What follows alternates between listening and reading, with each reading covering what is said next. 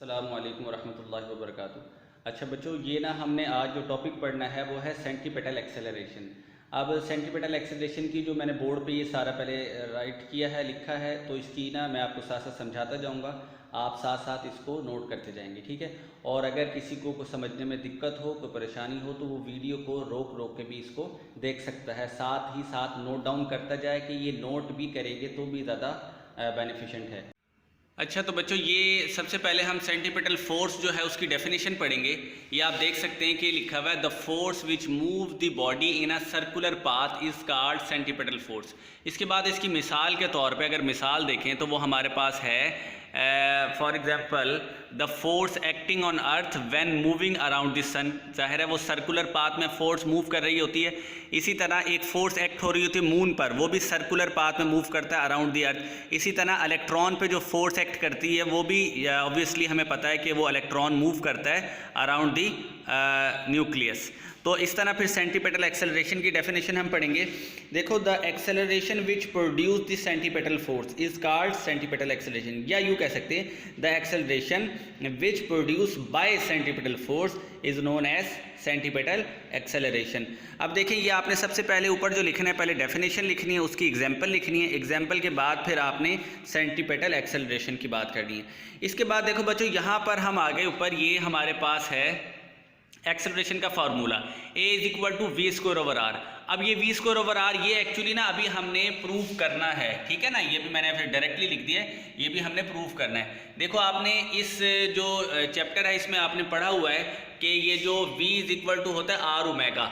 तो हम यहाँ पे कह सकते हैं कि v की जगह आर ओमेगा पुट करें तो ओमेगा और r इसका स्क्वायर हो जाएगा।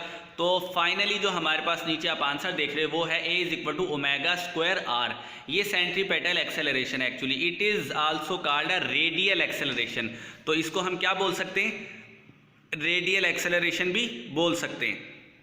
तो the direction of radial acceleration is along the radius toward the centre of circle.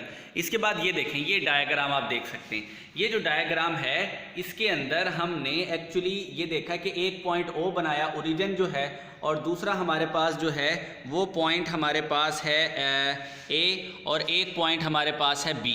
अब देखें, हमने A पॉइंट से एक टेंजेंशियल वेलोसिटी बना दी V1 जिसको कह दिया, B पॉइंट से भी एक टेंजेंशियल वेलोसिटी बना दी जिसको हमने V2 कह दिया, और इसका O से लेके A या O से B तक जो हमारे पास डिस्टेंस है उसको हम रेडियस कहते हैं, R कहते हैं। इसी तरह आप ये देखें कि ये तो सर्कल है, अभी इस सर्कल से हम कैलकुलेट कर देंगे फर्दर जो भी हमने क्वेश्चंस कैलकुलेट करनी है।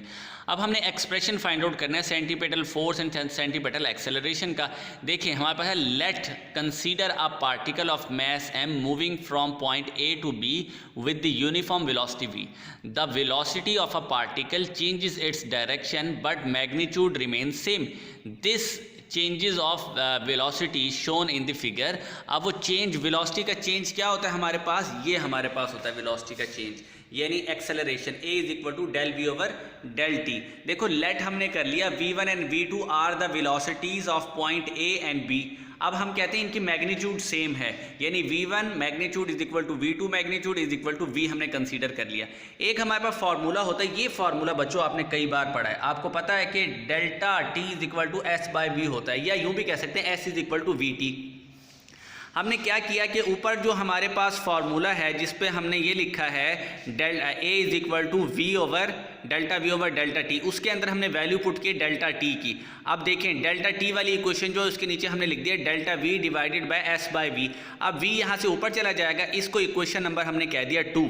अब एक आइसोसेलेस ट्राइंगल हमने यहाँ बना लिया, ये देखें, जिसको हमने कहा है PQR, P से Q तक वेलोसिटी v1, P से R तक वेलोसिटी v2, और Q से R तक चेंज इन वेलोसिटी को हमने कह लिया डेल्टा v कह लिया। समझ गए भाई यहाँ तक?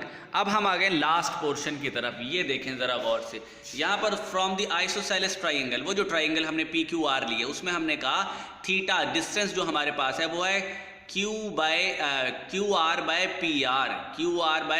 PR, यानी QR जो हमारे पास है वो हमारे पास है डेल v, और जो हमारे पास PR है वो हमारे पास V है। क्योंकि V1 कहें या V2 एक्चुअली मैग्नीट्यूड इनका क्या है? सेम है। सिमिलरली हमारे पास एक और ट्राइंगल हमारे पास यहाँ थी, ये देखो मैंने अभी एक ट्राइंगल ये बनाई थी इस सर्कल के अंदर, जो ट्राइंगल थी OAB, तो हमने ये वाली ट्राइंगल दोबारा से यहाँ पर ले ली, ओ ए बी। ये देखो इस ट्राइंगल में थीटा हमारे पास होगा यानी del A B over R, यानी A B over R. A B हमारे पास ना डेल्टा वी है एक्चुअली, इसको हम एस भी कहते हैं, यानी सरकमफ्रेंस भी कहते हैं। तो और जो हमारे पास ये जो आर है हमारे पास, इसको हमने कह लिया कि ये कोई डिस्टेंस है ओ से लेके ए तक। तो टोटल हमारे पास फार्मूला बनेगा एस बाय आर।